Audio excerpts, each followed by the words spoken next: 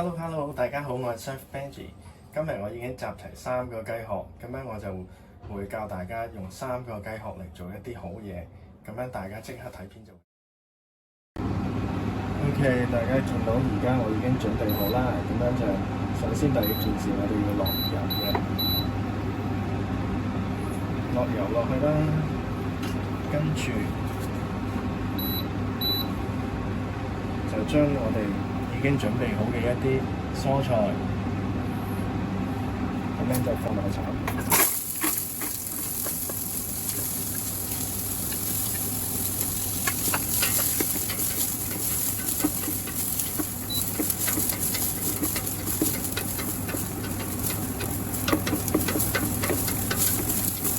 咁樣大家就根據翻自己個煲嘅實力啦。我呢個煲其實就個底個鑊，所以傳氣傳得好快。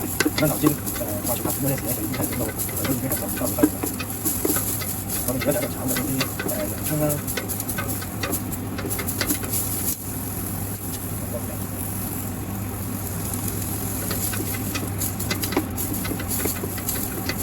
咁樣冇頭會炒香佢啦。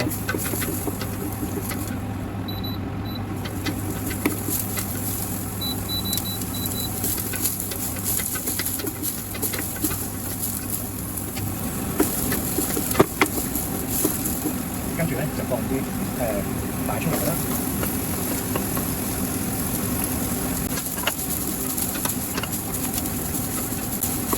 最後放甘筍落去，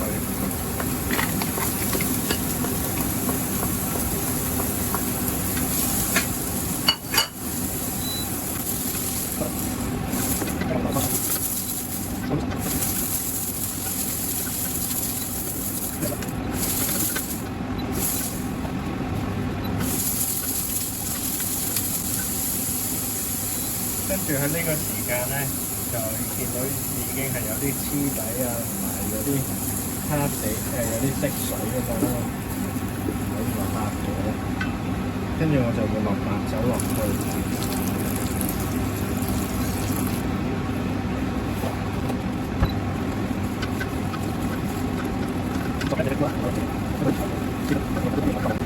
咁樣而家咧就已經係將之前集齊嘅3個雞殼啦，同埋嗰啲附帶嘅東西啦，倒晒落去。喺呢個 moment 咧就可以加水。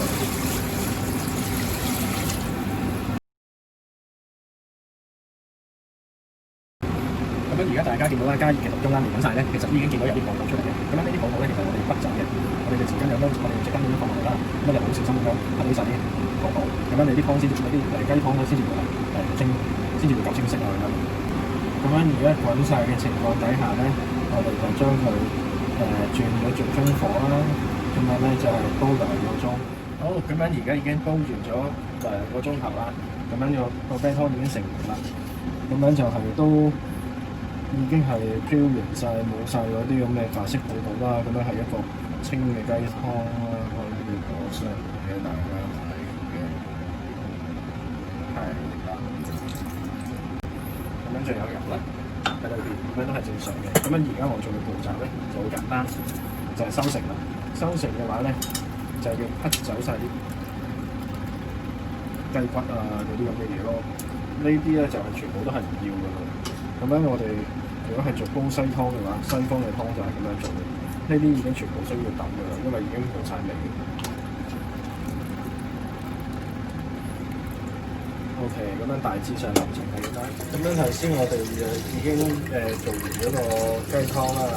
咁樣咧就我已經將所有嘅渣就隔起晒嘅。咁樣就撇除咗啲油嘅話，就係一個好清嘅雞湯啦。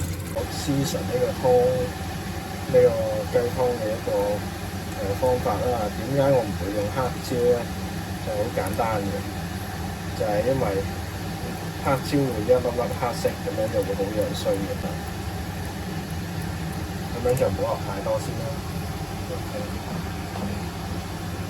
咁樣呢個湯有咩用？咁樣就呢個湯咧，其實可能到咗最後咧，就係唔係並不是攞嚟飲嘅，因為呢個雞湯咧，其實就係有好多用途啦，就係可以攞嚟做唔同嘅醬汁。